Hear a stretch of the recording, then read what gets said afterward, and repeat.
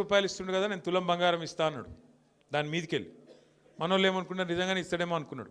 మేము చెప్పినాం, నేను కూడా చెన్నూరుకు వచ్చిన ప్రచారానికి, అమ్మ వీళ్ళు మెడల పుస్తలతాడెత్తుకపోయే బ్యాచ్, వీళ్ళు బంగారం ఇయ్యరని చెప్పిన. అప్పుడు ఎందుకో ఆ మాయలో పడ్డరు. స్కూటీలు ఇస్తారట, తులం బంగారం ఇస్తారట, ముసలోళ్ళకి ఇద్దరింట్లు ఉంటే ఇద్దరికి పెన్షన్ ఇస్తారట, అది కూడా 4,000 ఇస్తారట, రైతులకు 15,000 ఇస్తారట, అవి కూడా 100 రోజులనే ఇస్తారట అని చెప్పి ఈస్ట్మన్ కలర్లో ఏదైతే సినిమా చూపెట్టినరో 100 రోజుల్లోనే 6 గ్యారంటీలు. అన్నిటికన్నా నవ్వొచ్చేది ఏంటంటే ఆయన ఉన్నాడు పెద్ద మనిషి, డిప్యూటీ సీఎం బట్టి విక్రమార్క గారు. ఆయన ఎంత అందంగా చెప్పిండంటే, ఎంత సిన్సియర్గా చెప్పిండంటే, మీరు చూడాలి ఆ వీడియో. ఇట్లా పట్టుకొని కార్డు పట్టుకొని, ఈ కార్డు చూడండి, జాగ్రత్తగా పెట్టుకోండి, ఒక 100 రోజులు జాగ్రత్తగా పెట్టుకుంటే దాని తర్వాత మీకు బ్రహ్మాండంగా ఈ స్కీమ్లో ఈ చాలా ముఖ్యమైన కార్డు ఇది, ఈ ముఖ్యమైన కార్డును మీరు జాగ్రత్తగా పెట్టుకోండి, 100 రోజులు అన్నీ చాలా అవుతాయి అని చెప్పి ఇంత బాగా చెప్పిండంటే, నిజంగా యాక్టింగ్ చూస్తే కమల్ హాసన్ కూడా అడ్డం పడాలి. గా లెవెల్లో చెప్పిండు, జాగ్రత్తగా పెట్టుకోండి అన్నాడు. మరి ఇప్పుడు ఎక్కడ పెట్టుకోవాలని అర్థమవుతలేదు కార్డు ఎవలకు. రెండేళ్ళు అయిపోయాయి, ఏడ పెట్టుకోమంటారు కార్డు ఇప్పుడు? 6 గ్యారంటీలు, ఓ బాండ్లు, అఫిడవిట్లు, అన్ని కథలు చెప్పి, అడ్డగోలు మాటలు చెప్పి, పచ్చి అబద్ధాలు చెప్పి ఇలా గద్దెనెక్కిండ్రు. గద్దెనెక్కినాక నడపస్తలేదు, ఏం చేయాలనో అర్థమవుతలేదు. వాళ్ళకి తెలిసింది ఒకటి, పదవులు కాపాడుకోవడానికి కాంగ్రెస్ వాళ్ళకి తెలిసింది ఏంటంటే ఢిల్లీకి సంచులు మోస్తారు అంతే. ఇక్కడున్న వాళ్ళకి ఏమి ఇయ్యరు, తెలంగాణ ప్రజలకు మన్నుగుడి ఇయ్యరు. కానీ ఢిల్లీకి మాత్రం ముఖ్యమంత్రి గారు 62 సార్లు వేయండు. ఇప్పటికీ 62 సార్లు ఎందుకు పోతాడు? మన కోసమో రాష్ట్రం కోసమో కాదు, పోయేది కేవలం సంచులు మోసుకపోవాలి, జీ హుజూర్ అనాలి, సల్యూట్ కొట్టాలి, నా పోస్టు జర దండం పెడతా, ఇంకో 4 రోజులు ఉంచు, నీకింత నాకింత అని మాట్లాడుకోవాలి, ఆడ మూట పెట్టాలి, దండం పెట్టాలి, రావాలి, అమ్మాయి అనుకుంటా.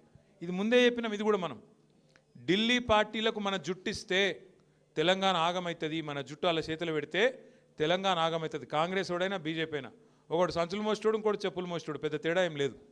ఒకళ్ళేమో సంచులు మోసే పార్టీ, ఇంకోటేమో చెప్పులు మోసే పార్టీ. అమిత్ షా రాగానే చెప్పులు ఎక్కడిపుతారా అని తిరుగుతున్నాడు ఒక ఆయన వెనక. ఎవరో మీకు ఎరికన్నా నేను చెప్పా, ఎరికే కదా, ఎరిక కాకపోతే మరి సుమన్కి చెప్పి వీడియో పంపిస్తాం, మీకు చూసుకోరు.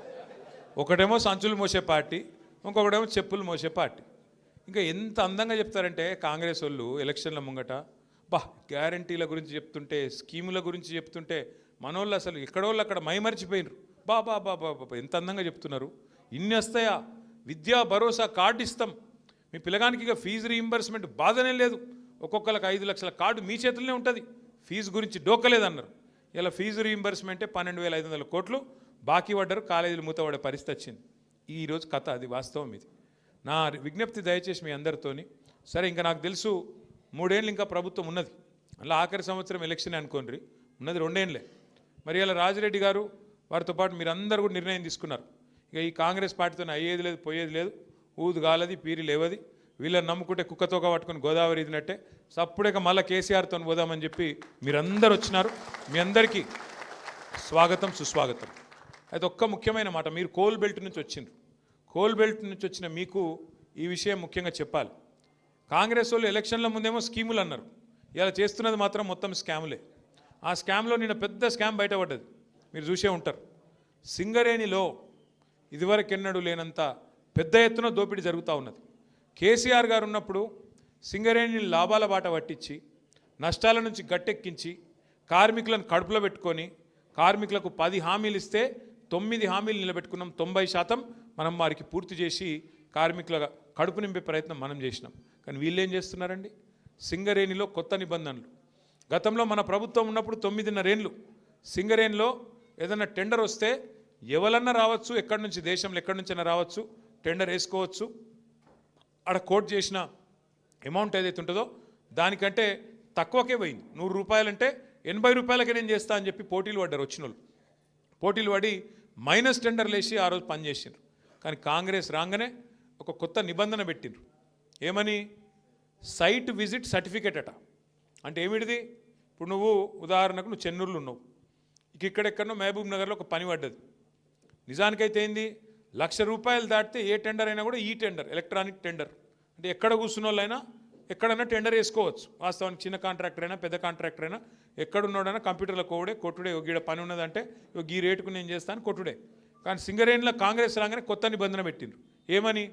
నువ్వు మా దగ్గర బొగ్గుబాయిలో, మా చెన్నూరులో, మా మందమరిలో పనిచేయాలని అనుకో, నువ్వు రావాలి, మొదలు వచ్చి మమ్మల్ని కలవాలి. కలిసి సైట్ చూడాలి, చూసినట్టు నేను సర్టిఫికేట్ నీకు ఇవ్వాలి, ఇస్తేనే నువ్వు టెండర్లో పాల్గొనొచ్చు అని కాళ్ళల్లో కట్టబెట్టే స్కీమ్ పెట్టిరు. ఎందుకు పెట్టిరు ఇది? ఆయన వస్తాడు కదా, వచ్చినోడు రాగానే ఆయన పుట్టుమచ్చలు ఎక్కడున్నాయి, ఆయన పుట్టు పూర్వోత్తరాలు ఏంది, ఆయన ఏ కులము, ఏం గోత్రము, ఎన్ని పైసలు ఉన్నాయి, మనకి ఎన్ని ఇస్తాడు, ఇవన్నీ రాసుకున్నారు. రాసుకొని ముఖ్యమంత్రి బామ్మర్దినాడు ఒక ఆయన సుజన్ రెడ్డి అని, ఆయన ఫోన్ చేయాలి సీదా, నువ్వు ఎట్లెత్తావా టెండరు, మేము ఇక్కడ అందరం కలిసి కూర్చున్నాం, 4-5 మాట్లాడుకున్నాం, ఇగో నువ్వు వేయద్దు అని బెదిరిస్తాడు. ఆయన వినలేదనుకో అవతల ఫోన్లో, వినకపోతే ఏం చేస్తారు, సింగరేణి నువ్వు వచ్చినట్టు అసలు సర్టిఫికేట్ అయ్యాడు, నువ్వు సైట్ మీదకి వచ్చినట్టు సర్టిఫికేట్ అయ్యాడు, సర్టిఫికేట్ లేకపోతే ఇక ముంగటి కాళ్ళకి అడ్డం పెట్టినట్టే కదా, పోనే రాదు ముంగటికి, నువ్వు బటన్ ఒత్తరాదు, టెండర్ వేయరాదు. గట్ల పెట్టి ఇదివరకు మైనస్లో పోయే టెండర్లను ఇవాళ వీళ్ళు ఒక్కొక్క టెండర్ను 6,000 కోట్లను మంచిగా పుట్నాలు బఠానీలు వంచుకున్నట్టు తలా ఒకటి అనలస్. ఫస్ట్ మొదటి కాంట్రాక్ట్ వచ్చిందే ముఖ్యమంత్రి బామ్మర్ది సుజన్ రెడ్డి గారి కంపెనీకి 250 కోట్లు వాళ్ళు తీసుకున్నారు. అట్లా వరుసగా గత 2 సంవత్సరాలుగా ఎన్నికల ముందు స్కీములు, ఇప్పుడు స్కాములు అన్నట్టు సింగరేణిని కొల్లగొడుతున్నది కాంగ్రెస్ ప్రభుత్వం. ఇదంతా బయటికి ఎట్లా వచ్చిందంటే మనం బయట పెట్టలే, మీడియా బయట పెట్టలే, వాళ్ళే వాటాల కోసం అనుకొని ఆయన దొంగలు నిన్న బయటపడ్డారు. ఎట్లా బయటపడ్డారు, ఏమైందట అంటే అక్కడెక్కడో ఒరిస్సాలో ఏదో బ్లాక్ ఉందట, కోల్ బ్లాక్, ఆ బ్లాక్ 9 అట. ఆ 9 బ్లాక్ కోసం ముఖ్యమంత్రి ఉప ముఖ్యమంత్రి ఇద్దరు మంచిగా కేకును కోసుకున్నట్టు కోసుకున్నారట. కోసుకుంటే ఇంకో 3వ మంత్రి ఆయన పేరైంది వెంకటరెడ్డి వచ్చి, అగో మీ ఇద్దరే తింటారా కేకు, నాకు కూడా ఒక ముఖ్యరా అని వెంకటరెడ్డి అడిగినాడు. వెంకటరెడ్డి అడిగితే, అగో నువ్వెట్లా అడుగుతావా నువ్వు అని చెప్పి ఆయన మీద ఉప ముఖ్యమంత్రి గారికి దగ్గరగా ఉండే ఛానల్లో ఒక స్టోరీ వేసిరు. ఈయన లంగ పనులు చేస్తుండు, దొంగ పనులు చేస్తుండే, ఏదో పనులు చేస్తుండని స్టోరీ వేసిరు. వేసేవరకు ఈయన తెల్లారి ప్రెస్ మీట్ పెట్టి కన్నీరు గార్చి ఓహో ఆహా ఆహా ఓహో నేడిసి, ఈయన కూడా రజనీకాంత్ లెవెల్లో యాక్టింగ్ చేసి నన్ను కావాలంటే ఇసమిచ్చి చంపుర్రి కానీ ఇట్లా చేయకుండ్రి, నేను చాలా మంచోన్ని అని ఈయన యాక్టింగ్ చేసిండు. చేసే వరకు ముఖ్యమంత్రి ఏం చూసిండు, ఒక్క దెబ్బకు 2 పిట్టలు దొరికేటట్టున్నాయి ఇలా అని చెప్పి ఇంకొక పేపర్ ఆయనకు చెప్పి వీళ్ళిద్దరి మీద రాపిచ్చిండు. రాపిచ్చే వరకు ఉప ముఖ్యమంత్రికి మండింది, అగో ఇట్లా చేస్తారు, నన్ను ఇంత మాట అంటావా, నన్ను నేను దోపిడీ చేస్తా అంటున్నావా, నువ్వు దోసుకుంటుందంతా నువ్వు, నీ కుటుంబం, నీ అన్నదమ్ములు, మమ్మల్ని అంటావా అని చెప్పి ఆయన ఉప ముఖ్యమంత్రి తెల్లారి రద్దు చేసి పారేసి. రద్దు చేసినాక ఏమైంది, మన నాయకుడు హరీష్ రావు గారు ఆయన ప్రెస్ మీట్ పెట్టిండు.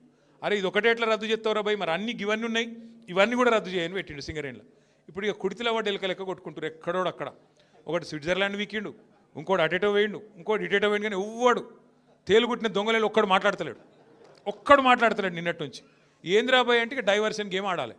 అక్కడ అట్లా మాట్లాడగానే దొరికిరుగా దొంగలు, ఇక వెంటనే నోటీస్, నడు హరీష్ రావు నువ్వు పోలీసుల ముంగట కూర్చో. దేనికి రాబాయ్ కూర్చున్నాడు అంటే 2 ఏళ్ళకి అదేదో కార్తీక దీపం సీరియల్ ఉంటుంది, దాని లెక్క నడుతుంది కథ. అది ఒడవది తెగది, రోజు ఒకటే కథ ధారావాహిక. ఫోన్ ట్యాపింగు, ఏం ట్యాపింగు, ఎవంది ట్యాపింగు, ఎక్కడ ట్యాపింగ్, ఏం ట్యాపింగ్. రేవంత్ రెడ్డి అనే లుచ్చగాడు గతంలో మన ఎమ్మెల్యేలను కొన్నప్పుడు కాదు, ఆయన తిట్టాలని తిడతలే నేను. ఇప్పుడు నువ్వు లుచ్చ పని చేస్తే లుచ్చగాడే అంటారు.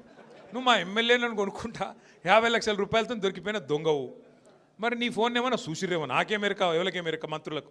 పోలీసు వాళ్ళ పని పోలీసు వాళ్ళు చేస్తారు, దొంగలు నోటు పట్టుకుంటాడే పోలీసు వాళ్ళు చేస్తే పని వాళ్ళు చేస్తారు. మధ్యలో మాకేం సంబంధం, ఎవరికి సంబంధం. లుచ్చ పని చేస్తే పట్టుకొని లోపలెత్తారా ఎరా.